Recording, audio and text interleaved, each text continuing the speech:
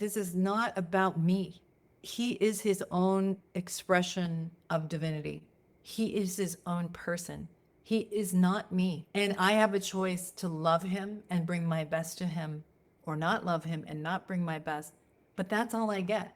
I can do my part or not do my part, but he is not somebody I'm molding into anything. He is his own person. And I get the choice if I'm going to love him or not. And I think that just something shifted for me in that period. And it just made it easier to love, care about him, and in this paradoxical way, not take responsibility for him in the same way, which sounds wrong, but was right.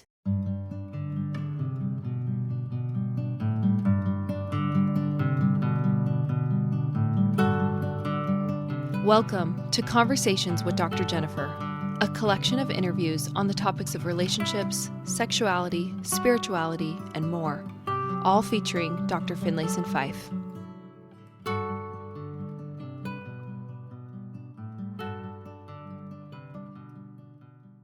I am your host, Brad Broyles, and I'm here with my colorful Coda Bear co-host, Nathan Palmer. You know, Brad, I never know how I'm going to be introduced on an episode. I look forward to each iteration. I don't know that I merit some of the titles, but Coda Bear is a name I will bear proudly. Yes. It's our mascot, and couldn't be a better day for me. I'm more excited, though, about our guest. I'm so excited about today's conversation. Yes, folks, I hope that you buckle up, get a good drink with you, because we have an excellent guest here today, Dr. Jennifer. She is a licensed psychologist and relationships coach. Jennifer, welcome to the show. Thanks for having me. Love that you're here. Thank you for all that you do. How did you get involved with relationship coaching?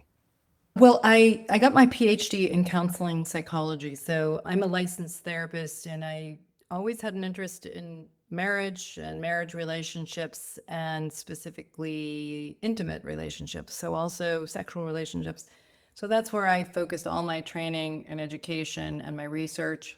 And I no longer am doing mental health counseling, but I really focused on teaching people skills and self-awareness to be able to create better relationships, better marriages, and part of that, better parenting relationships. Wonderful. And, you know, relationships in general, I want to dive into as we get into the episode, but there's so many different versions of them. And, you know, when we were first introduced to your work, there's a context out there about intimacy coaching, and that can mean a lot of things. But the reality is, when you get into a marriage relationship, the differentiator between a standard and that is kind of intimacy. And it's wonderful to know there's resources out there, and there's a lot of advice you give across all those contexts between parents and kids. I want to get into that, some of it today. But part of the other reason that we wanted you on the podcast was your background as a co-parent of a special needs child, right? And can you tell us about that, a little bit about your child, if you don't mind, and just kind of Sure. Well, he's a young adult now, but he is our first of three kids. And he was born in 1999 when it was a relatively new diagnosis to be on the autism spectrum. Being a person that was in the therapy field and having a niece with autism who I had worked with and done a lot of behavior therapy with before I got married and so on, I had done some research already on autism and what they called Asperger's syndrome at the time. And so I was maybe a little more tuned in to what I saw happening and not happening with my oldest. But yeah, he was diagnosed when he was 2, and I was overwhelmed as a parent. It's a whole, maybe any first child is a little bit overwhelming, but also overwhelmed in my fear and my uncertainty about if I would be enough for him, if I would know how to parent him. So many levels of how to make sense of even what it meant that I had a special needs child. So I think I got thrown into that world, and it's been a wonderful journey. Like, really, I'm so grateful for my son and who he is and who he's becoming. And so, yeah, but a journey for sure. Yeah, and we talked to a lot of parents about that initial point when they get that diagnosis. In fact, we had a professional psychologist on this. That's part of the diagnosing, and even just the apprehension parents have in coming and wondering, what is this, and do I even want an answer, right? Because the answer itself can be so daunting. It seems like when you get on the other side, I think we share the same journey, my wife and I. He was our first. We did not have the clinical training you did, so seeing some of these developmental milestones, we were a little later. And he had some other medical conditions that complicated it. But once you get over the initial shock and you start to see the path it takes you, it's almost liberating in a way. I credit my son with helping me be a better dad, because a lot of things that I think I wouldn't have been as intentional about, it gives me the opportunity to really focus in. How do I teach this child? How do I help them develop in ways that are more than just milestones that they'll hit incrementally, right? I have to help that along, and it's been as much a blessing as it has a challenge. Mhm. Yeah. Well, and Nathan, one of the reasons why we wanted Dr. Jennifer on our show is I love that you are a relationship coach. And we wanted to talk a little bit about that relationship with parents working together with autistic or special needs children. Can you dive Yeah. into that a little bit, Doctor, about how, what are some good approaches starting out that you can work with your spouse, work with your significant other in raising special needs children? That might be different from the Yeah. general children. So, so what I would say is that if you want to stress a marriage and see what it's really capable of, have kids. And then if you really want to stress it and really see what it's capable of, have a special needs child. And because in general, we tend to do pretty well in our relationships when we're not stressed, when we're feeling pretty good about ourselves, when we're feeling okay about life. Most of us can be reasonable and fair and kind and collaborative. Where people tend to struggle is when they are dysregulated, when they're in an uncomfortable reality with their sense of who they are, with their relationship to life and to others. When those things are in some distress and disequilibrium, the worst in us tends to emerge. And so I would say that parenting a special needs child is really, in some ways, no different than just being a parent or being in a relationship and trying to live your life. But the stresses tend to be higher. The questions about your competency, your sense of self, what you expect or need from the other person all gets magnified. And so It it can be highlights your really inadequacies. challenging. Yes, it highlights Yeah. your inadequacies, and then you can be, I remember when right after Graham was diagnosed, John, my husband, took a job out of state, and we weren't ready to move yet. My oldest was in a special needs school and so on, and so it meant I was home alone with him and then a newborn baby that we had. And John was gone for a couple weeks at a time. And it was ridiculously stressful. It was exactly the most right thing of our challenging choices. But I remember when he would come back in, it's almost like I would feel a kind of anger towards him that really had no sense to it. It was like I was upset about the reality of my life. I felt very trapped. I felt like I couldn't even get to a grocery store and handle, because it was so overwhelming for my son with autism, and I had a newborn, and I just felt like my life was kind of closing in on me. It certainly wasn't my husband's fault. And I was lucky in that I had somebody who cared about what I was going through, was very involved when he was home. But it was still like, it's very easy to take our own challenges to our happiness, to our own sense of adequacy, and have them infect our relationships, even if we don't want them to, even when we know it's irrational for it to. That makes And sense. so, yeah, it's the self-awareness. So to your question, self-awareness is a really key, and working with yourself around, what am I inclined to do when I'm overwhelmed? How does that affect me? How does that affect the relationship? And can I learn another approach when I'm under that level of stress or overwhelm? I like that perspective. When we were first introduced to your work, a lot of people, I think, kind of turn towards relationship guidance or resources because there's something they're looking for that they want to either get out of the other person or that they want to have in their relationship. And it was refreshing to hear you posit a theory of, let's not look necessarily just at what you want, but let's ask the question, how do you react when you don't get what you want? Yeah. And what does that Exactly. look like when your expectations aren't met? And that's the side that causes most of the struggle and the strife in a relationship. And Yes. I can tell you from the parenting side, while that's an exercise I can do with my wife, the more I think about it, it applies to my child as well, because I had this expectation of what family would look like, of Yes. what, kids would be. And my first child coming with special needs was not something that I was prepared for. Right. And it's certainly not necessarily something that I could say that I wanted. And so it's an interesting exercise if we look at ourselves and not understanding how our dysregulation appears, what Yes. responses and how that affects us behaviorally. How are we supposed to navigate our children through when they get dysregulated and when they're not getting what they want? So it's an exercise I've come to appreciate, even though it took me kind of off guard the first time I heard the theory. So I appreciate the approach that until we learn to navigate that within ourselves, we're not going to do a very good job of navigating that in a relationship with a child. Mhm. Yes. Yeah, I think so often and understandably, we have an idea about what life is going to give us if we work hard enough, if we marry the right person. We have an idea of if I do these things, I'm going to get what I want. And there's some truth in that, right? You work hard, get a degree or whatever. There's good things that come from that purposeful action. But so much of learning to live our lives well and to learn how to love is to be able to forgive how deeply imperfect life is, how deeply imperfect we all are, and to love in the face of that. And that is a process, and it often comes with disillusionment and disorientation that this isn't going the way I expected, you know? I mean, and I remember probably a lot of people in the special needs community are familiar with this, but I remember in the doctor's office sitting there in that first year, there was something on the wall. I don't even remember what exactly it was, but it was like, so much parenting a special needs child is you think you're going on a trip to Italy, and yet there's a detour and you land in Holland.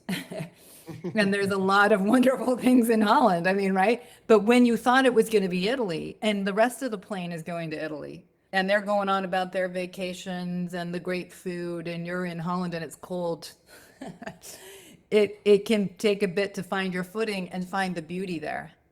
And there's plenty of beauty there, but it's often that puncture to what we were expecting that is a process and takes a lot of courage sometimes to find something stronger in ourselves that our call to parenting is going to ask of us.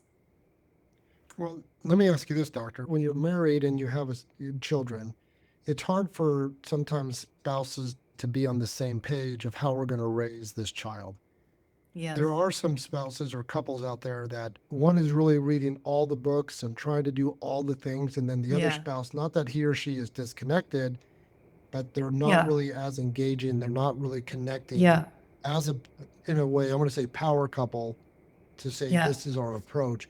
How would you navigate that with one spouse really, doing all the legwork, trying to figure it out, the other one, again, not that they're lazy but somehow they're just Yeah. not connecting. So what advice would you give those type of couples? Yeah. So, I mean, the question for me, if I were working with that kind of couple, is this a over-functioning, under-functioning problem? Is it a one's invested, one is not invested problem? Because these are two different problems. I'll explain them in a minute.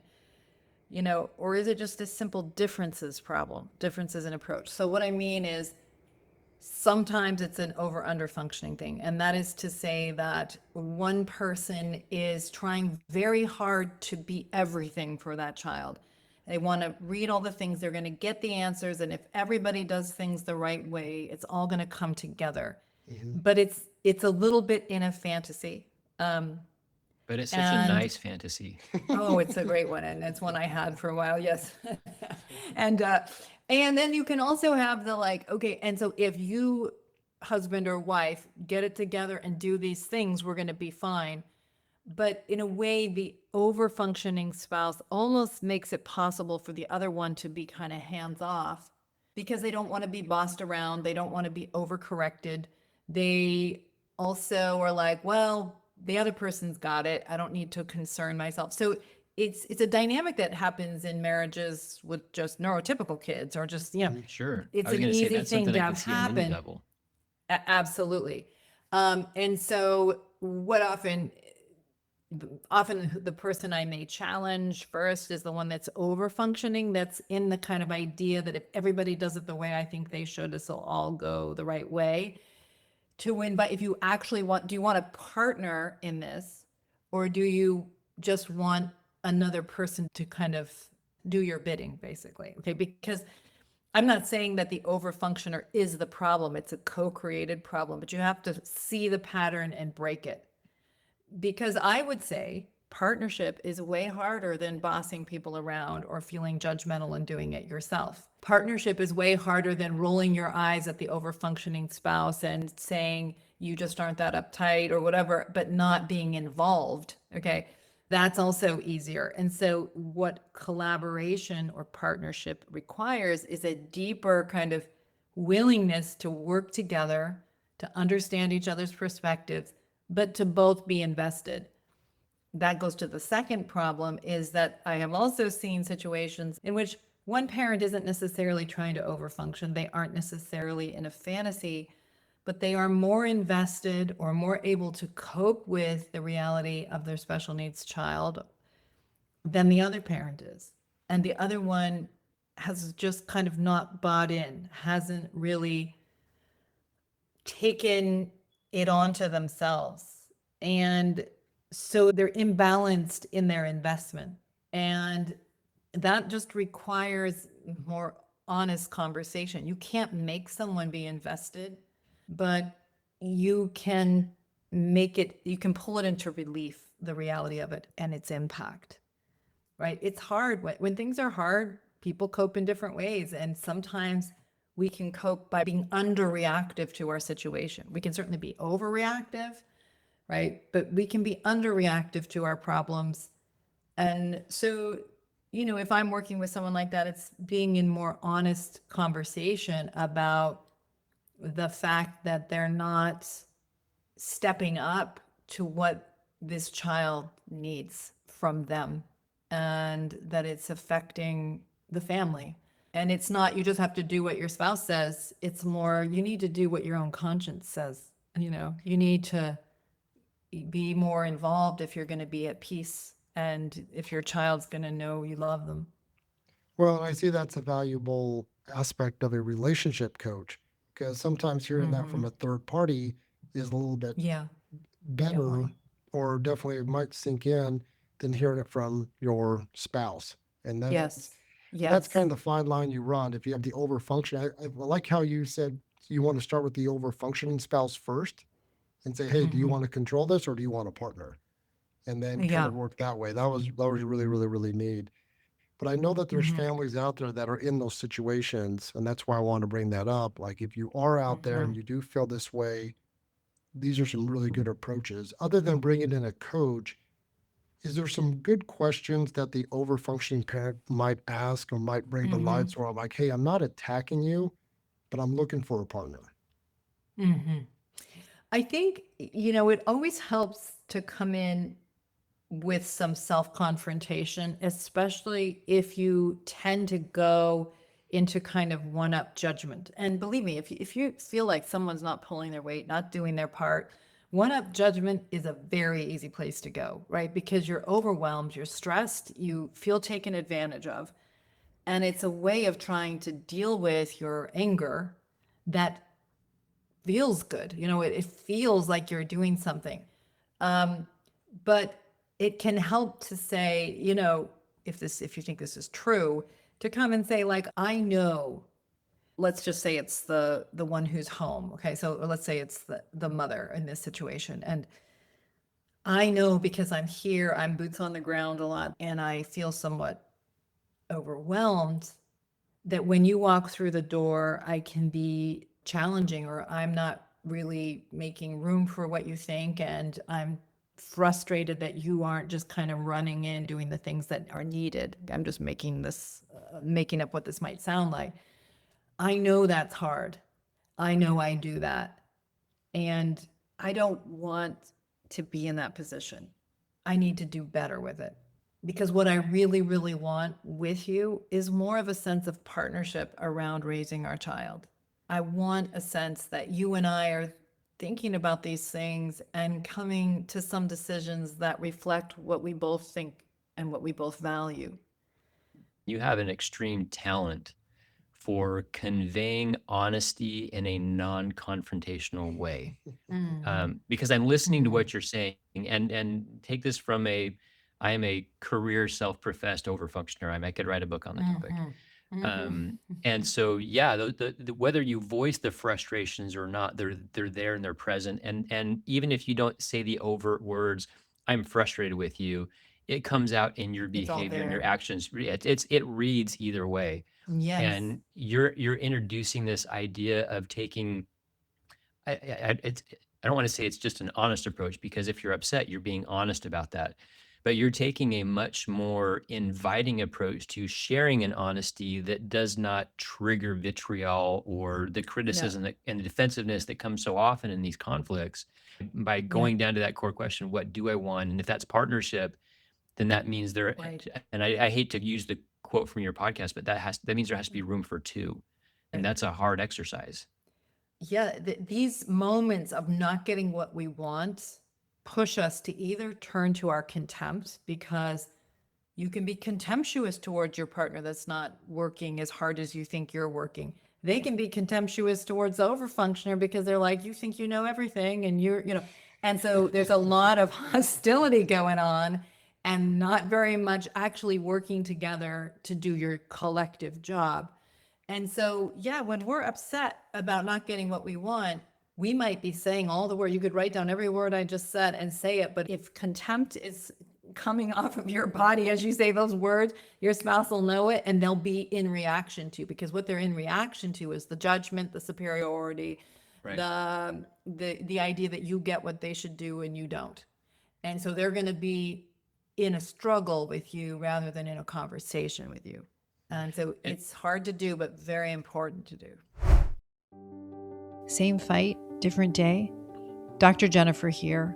When conflict arises in marriage, as it so often does, it's easy for us to fall into our familiar patterns and then wonder why nothing ever changes. My Conflict and Connection workshop on June 20th in Alpine, Utah, will help you better understand how to change these patterns in your marriage so you can create more peace and connection. I've never offered a one-day couples workshop before, so this is a unique opportunity to come and learn in person without the time commitment or expense of a multi-day retreat. Click the link in the show notes to learn more. And so, listen, I can't praise your work enough, because what it brings to light is that, and it's not to anyone's fault, when we have a child with special needs, all the attention tends to go to them. And we tend to almost overfunction in that work, which is hard enough as it is. And if we're coming to it from a place that we're not joined, either there's an investment problem or an over under functioning problem. And I love the terminology you're using, because they're highlighting distinct things I think parents can relate with just when they hear it. It complicates the matter, and the work doesn't get easier until it gets easier here first between a spouse. Then you can kind of show up in a more partnered way for your child. Now, on the investment side, and I love the perspective of over functioning. On the investment side, there was a podcast you had, and I don't remember the exact episode or which platform. I believe it was on Conversations with Dr. Jennifer. And Jennifer, you got into a dialogue about intentionally choosing not just your child, but their condition, like this place you find yourself with a special needs child. And I wondered if you could speak to that, because I think it goes to that idea of, am I invested or am I not? And it plays so much with the mentality of how we approach our children. Yeah. So, I talk about this with respect to marriage, like really choosing another person that's different than you. And a lot of times people are like, what does that mean? What does that mean? And it's very different than a kind of reactive kind of love, or like trying to solve yourself through the other person. So to be honest about my story, I married into a very intellectual family.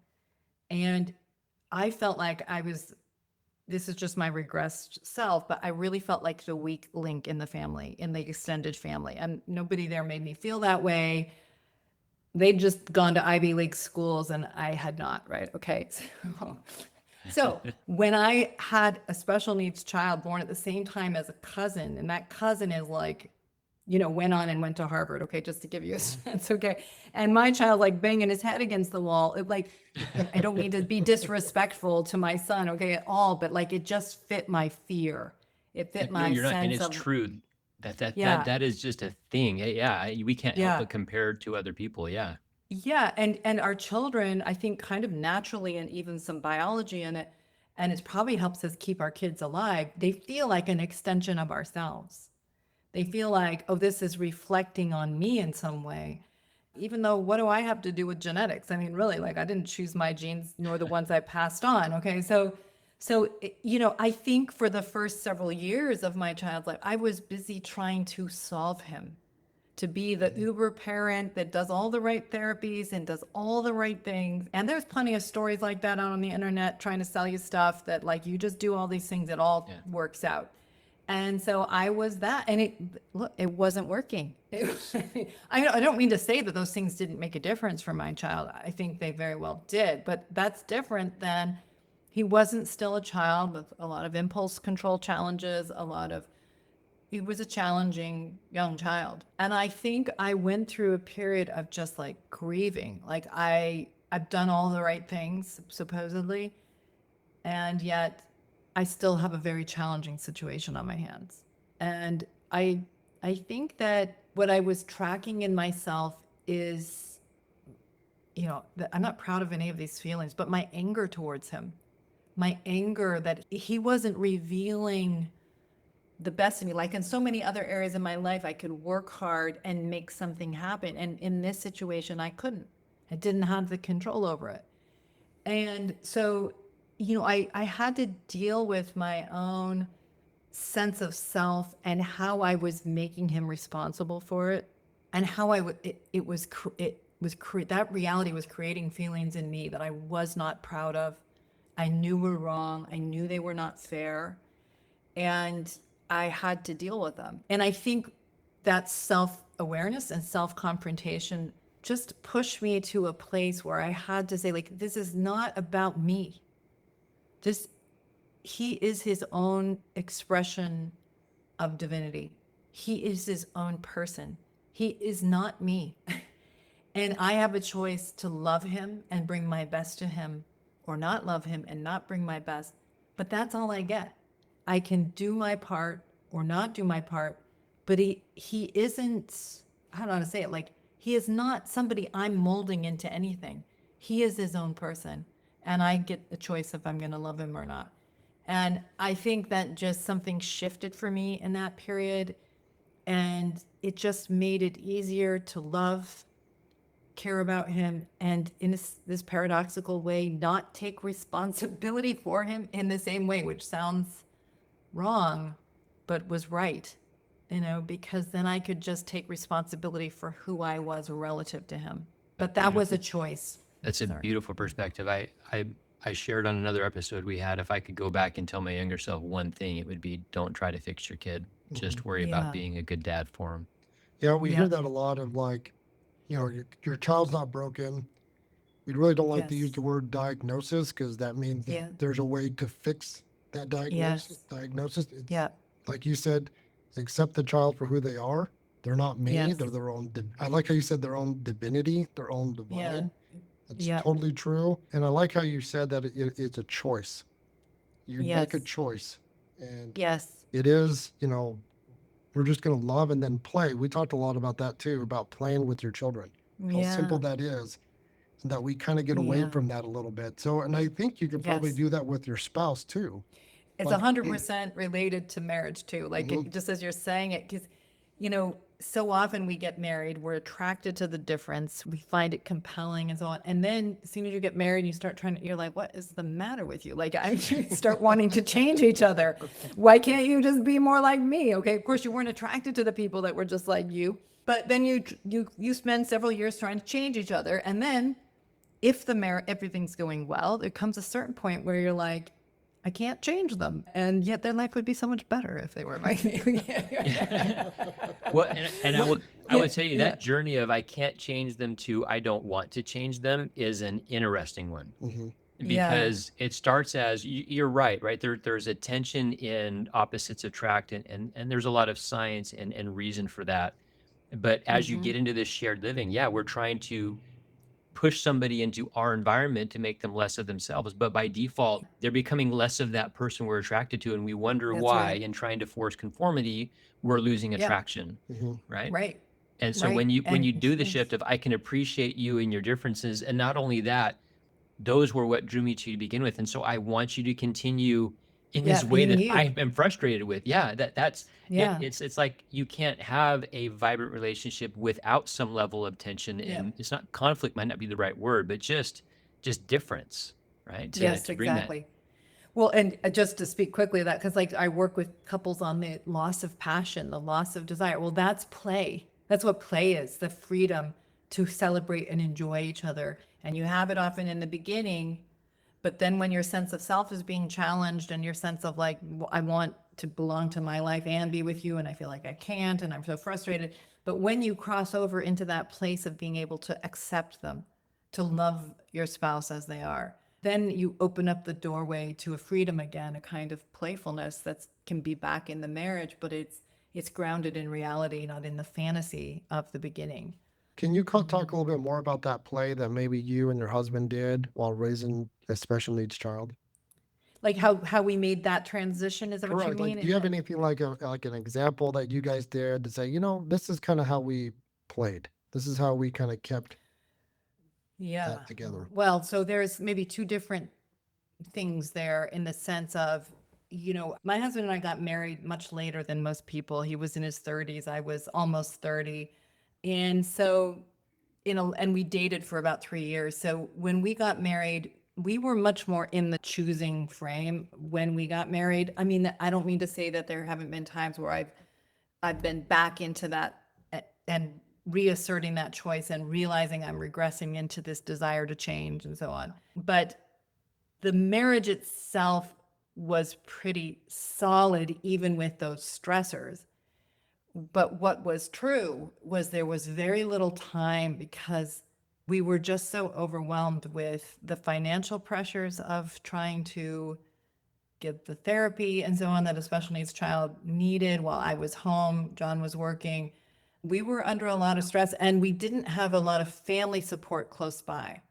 So it was hard to like get away. And even if we could afford a sitter, it was sometimes felt dangerous Yeah, to leave I just one understand. sitter with my kids because I wasn't sure if everybody could keep track of my child who had a lot of impulse control challenges. So that was hard.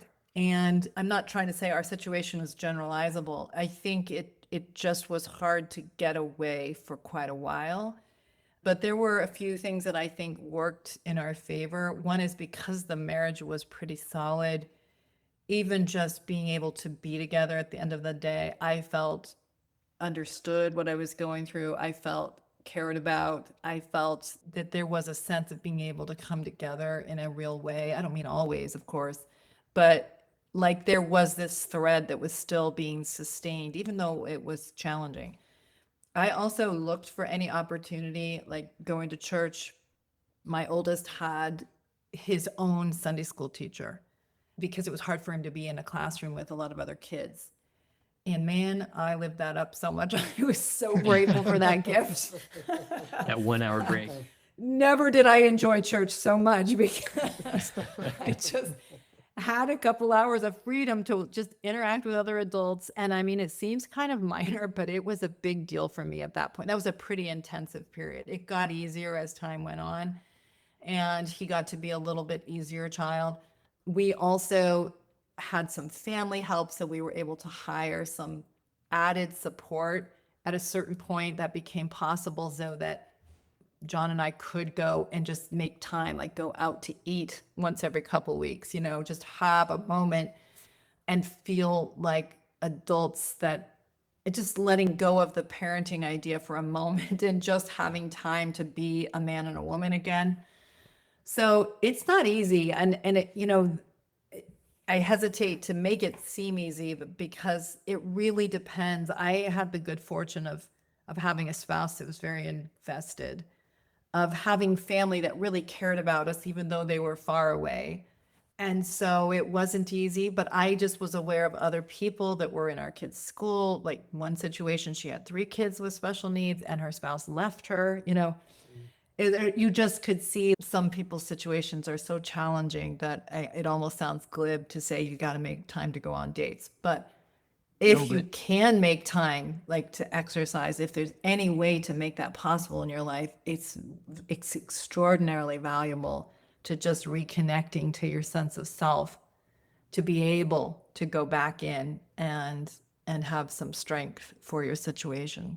when I love the idea because listen, we tend to solve the problems that we focus on, right? And as a parent, it is so easy to put the focus on our children and not on Yeah. ourselves. In fact, there's almost like this Yeah. self-righteous, I'm going to Yeah. sacrifice me for you idea out Yes, there. exactly. Exactly. And Yep. what you're positing, and I like the intentionality of it, is that you have to be the best version of you, and you have to find ways not just Yes.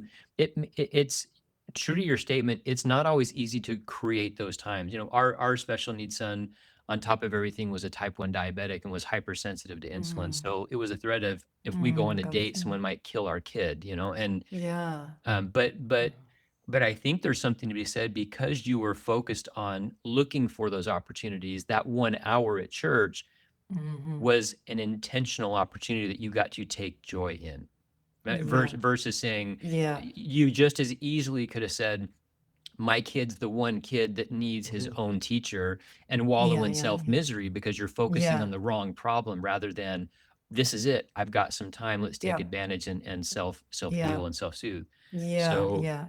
so often we've talked, Definitely. Brad, and we've had so many therapists on, doctor, that has given the advice for us. Let us take the professional approach. You go be a parent to your kid, and find time to play. And I love this idea. Hey, you guys are a couple. Just as much as it's important Yeah. to play for the relationship of your It child, is. you need to play with your spouse, and have that time to Yes. connect. Yeah. And I think I kind of grew up a little bit in the mindset of the zero sum idea for a mother, especially. My mom was home full time. And so I had a little bit the idea that if I went and did something that I alone enjoyed, that I was subtracting from them. And, if somebody had asked me, do I believe that? I'd say, no, that sounds crazy. But I, somewhere inside of me, believed it. Yeah. And I just remember we had this opportunity to redo our kitchen, several years into parenting. And I cared so much about that. That was like, so, because I had studied interior design and things like that. And I remember like having the chance to go look for countertops. And I was gone away from the kids for maybe 2.5 hours. And it was a thrill for me to be. And I found a countertop stone that I thought would be so great. And I just remember coming home and being like they had a good time with this sitter that was into them. Okay, loves them. The situation was stable because she was somebody who worked with special needs kids, so she was a great person to leave the kids with. I went and had a great time, and when I came home, I was more in love with my kids. I was happier to be there. They were also happy to see me again.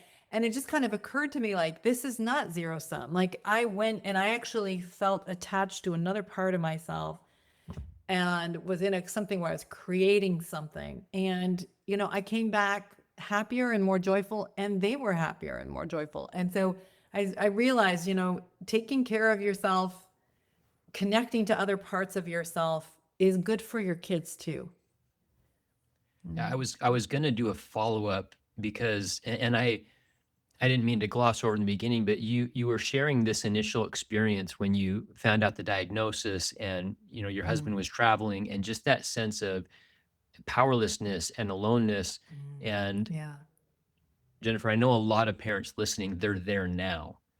And to Yes. hear these other side of the world stories that, no, it's great and there's all these blessings, there's a transition point there. I think sometimes we move past too quickly.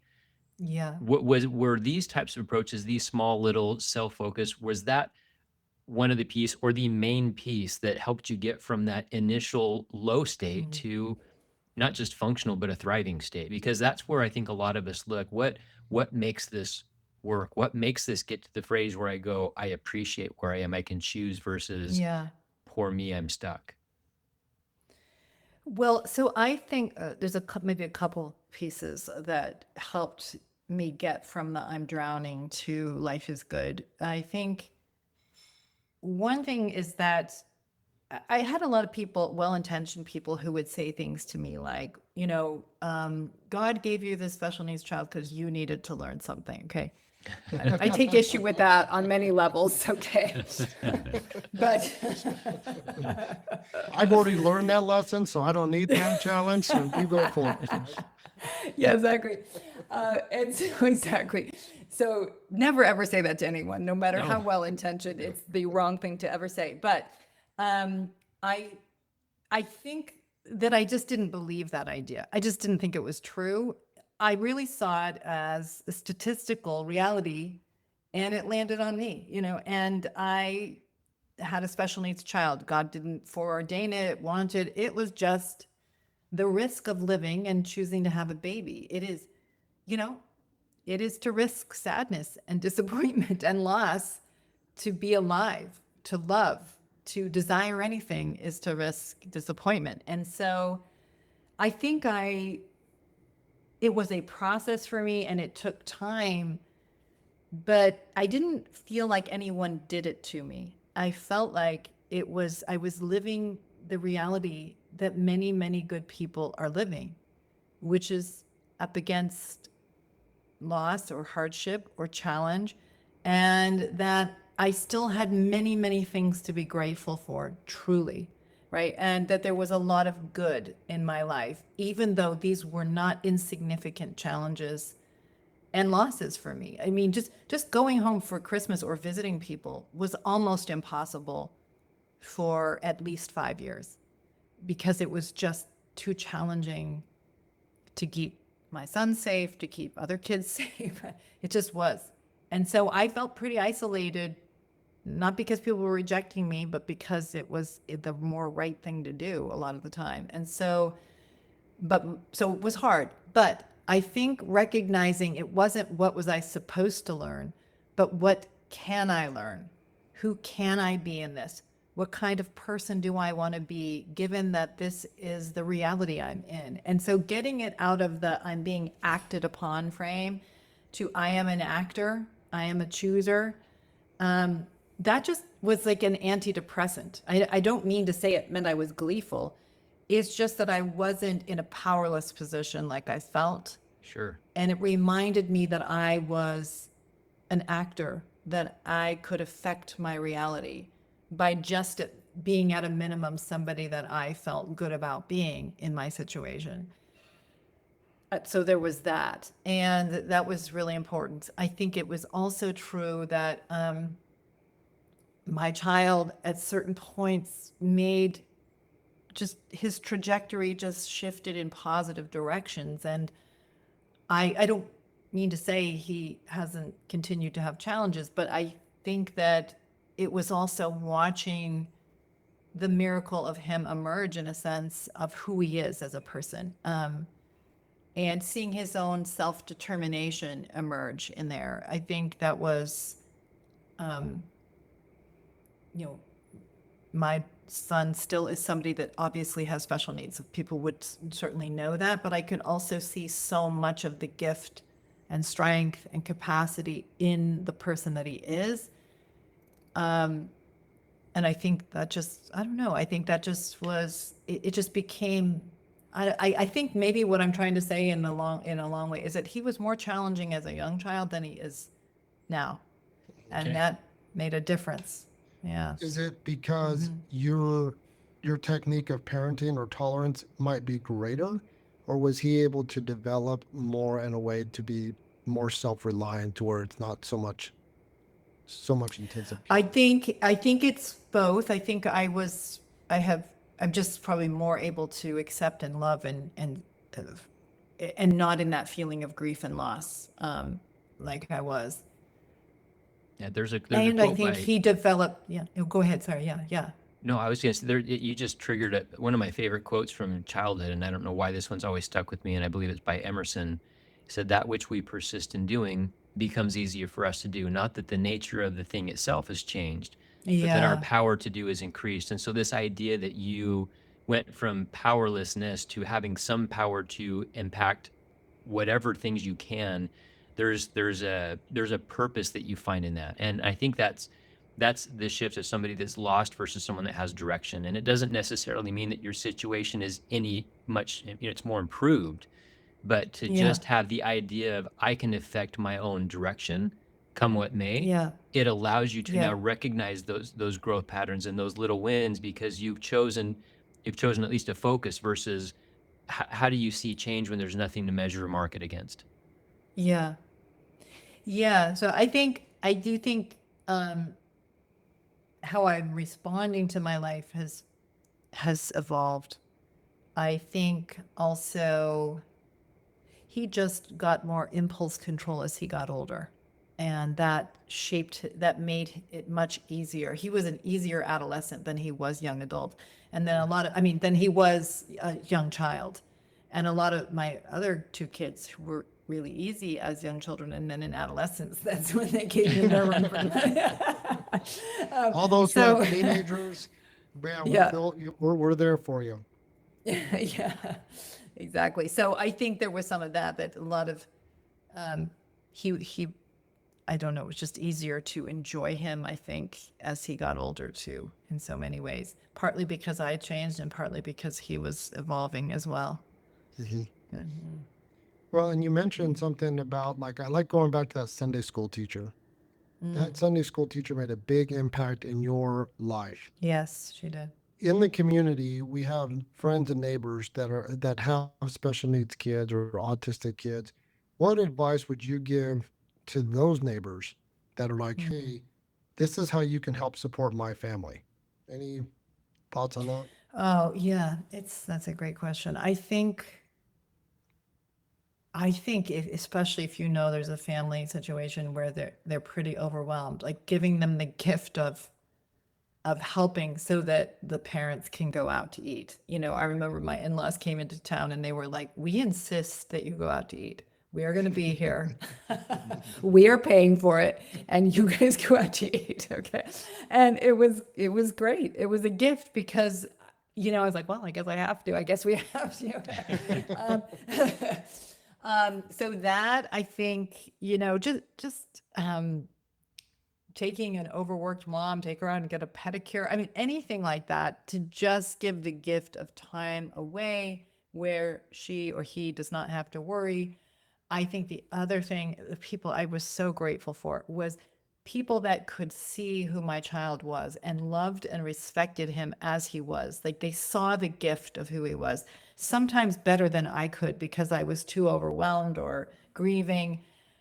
There was so much in that. I just felt so much gratitude for people who had that clarity, because it was both role model for me and also I just loved people who could love my kids. And so, um, yeah, there's just a lot in that. Yeah. So I think sometimes with a special needs child, people don't know how to interact, so they just tend to avoid. Yeah. And the people that just go right to that special soul and they're there and they get it and they love that. I just still have all kinds of gratitude for the people in my life that were like that with him. Couldn't agree with you more. You can tell instantly, and I'm going to go back to a term you used before, instantly when someone is invested in the well-being of your child versus Yeah, just tolerating 100%. and it's almost worth when somebody recognizes you have special needs versus they're invested in the cause and they actually come and try to improve and make a difference. It's so heartwarming to see those, and it's why Yeah. Brad and I have loved all the guests that come on. There is just a special place in my heart for those that choose this field, that Oh choose yeah. this work, Oh right? And gosh, so going yeah. back to the idea of choosing, I was thrown into the world of autism. I know you were too. I've gotten to choose it, but for those that were never thrown in, that have just intentionally chosen, salt of Yeah. the earth people, and I can't thank them enough. Yeah. And doctor, I can't thank you enough for your insights. We talked before we even started, and now I'm just more convinced we want to have you back another time. I would love to dive in, and I've so appreciated the personal side of your story. I know that wasn't necessarily the Yeah, clinical it end. wasn't, but it was so engaging. Yep. And it's what, frankly, I wished I would have heard it when I was first new to this world, just knowing there are others that share that and that there's hope for how to navigate through. But Yeah. if you're open, we'd love to have you back again to go into maybe some of those strategies for couples that are having some of those relationship dynamics that Yeah. how we, recognizing some of those common patterns, what to even look for. Because to say Yeah. we have these patterns is one thing, to give some framework of some common patterns, at least start you on that path of what to Yes. notice. Sure. And then another thing I know I'd love to dive in is just that blend of having a neurodivergent and neurotypical kids, the Yeah. interplay between Yeah. parenting your children and different strategies and types of Yeah. parenting. There's a lot there I'd love to Definitely. parcel out with you that, if you're open, we'd love to have you back at some point. Yeah. Sure. I'd be happy to. Well, Yes. awesome. Well, Dr. Jennifer, tell us, I know with your podcast, tell our audience, what do they expect to gain from your podcast as we wrap? Sure. So I have my free podcast, which is Conversations with Dr. Jennifer, conversations like this about relationships, faith, sexuality. Then I have my podcast Room for Two, which is where I'm actually working with real couples around their relationship challenges, their sexuality challenges. And so you get to listen in and hear uh, how I intervene in those situations. So a lot of people write and tell me that listening to me coach another couple helps them know what they need to do differently in their own marriage. So It's that's it's Room for almost like Two. Yeah. the I'm asking for a friend type of dynamic, where even though it's Yeah, not me, I can exactly. hear me and the people, right? Yeah, yeah. So many people have said to me, it both makes me feel less like I'm broken, like I'm like everybody else. And then also like what I actually could do to make my situation better or to be a better partner. So yeah, so it's a valuable resource. I have online courses as well for teaching couples how to address their marriages and to And parent better. So yeah. and you're also recently a published author, right? That I believe it's that we Yes. might have joy. Yes, yeah. So that's a book about the relationship between sexuality and spirituality. And for a lot of religious people, we grow up kind of learning those two things don't go together. And I'm basically and make the argument that they're deeply connected to each other, that they're very much tied to a sense of joy in life, that being in at peace with our bodies, and if we're in a marriage, at peace in our intimate relationship, is highly connected to our well-being and our spiritual well-being. So yeah, so that's that we might have joy. Awesome. Well, we're going to put a link up there on our podcast so everybody can find it when they need it. Any last minute advice you'd love to give our families, doctor, as we finish? Well, I would just say whether or not you we wanted it, I think we are invited through having a special needs child into a really special stewardship, a special role. And we have the gift of understanding the basic meaning of life, I think, in many ways, by being right up against the challenges in life. I don't know how articulately I'm saying it because I hate to sound glib around these things. There's so many cliches, but I have to say I have learned so much about life and love through my oldest, and I'm so grateful for him. And he's just a good soul, and I'm glad I had the chance to be his parent. So I don't think I could have said that in the beginning, but it's really true. Yeah. So No, I'm yeah, right there with you, and it's refreshing. I'm just going to reiterate and say that that is a place to get to, and for all those parents that are where we came from, and you couldn't have said it any better than I did. That feeling of powerlessness and of what next, and it's hard. And so, if nothing else, that there is a light at the end. That there are many people that have found that it is a place that you can get to. Is enough of at least a hope that even if the how to get there isn't quite clear, that it is a place that you can end up, and it is a yes, wonderful and a purpose driven and a fulfilling place. yes. Wonderful. Well, thank you for making us part of your day, Doctor. Thank you for bringing so much joy and hope and your insights to our audience, and can't thank you enough. Thank you. Awesome. Well, please, just a reminder, please don't forget to subscribe so you never miss a conversation that inspires connection. Wanted to thank our wonderful producer, Jesse Palmer, and our marketing director, Dallin Davis. Until next time, let's go do some good. Thank you so much for listening. If you enjoyed today's episode, we ask that you please rate, review, and share the podcast so that more people can find and benefit from Dr. Jennifer's work.